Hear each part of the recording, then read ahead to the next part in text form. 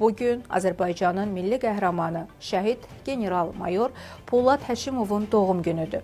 Polad Həşimov 1975-ci il yanvarın 2-də Qəbələ rayonunun Vəndam kəndində anadan olub. Daha sonra ailəsi ilə birlikdə Sumqayıt şəhərinə köçüb. Orta təhsilini Sumqayıt şəhərində əvvəlcə 28 nömrəli, sonra isə 34 nömrəli məktəbdə alıb. O, Heydər Əliyev adına Ali Hərbi məktəbi bitirib.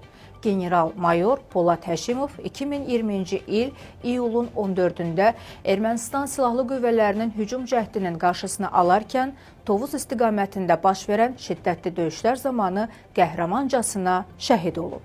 İyulun 14-də general-mayor Polad Həşimovun nəşi əvvəlcə doğulduğu Qəbələ rayonunun Vəndam qəsəbəsinə, sonra isə yaşadığı Sumqayıt şəhərinə gətirilib. General iyulun 15-də 2-ci Fəxri Xiyabanda polkovnik İlqar Mirzəyevlə yanaşı dəfn olunub. 2020-ci il dekabrın 9-da Prezident İlham Əliyevin sərəncamı ilə Polad Həşimova Azərbaycanın milli qəhrəmanı adı verilib. 2020-ci ildə Qəbələ şəhərində Şəhidlər Xiyabanının yerləşdiyi küçəyə Polad Həşimovun adı verilib. 2021-ci ildən Bakı şəhərinin küçələrindən biri Azərbaycanın milli qəhrəmanının adını daşıyır.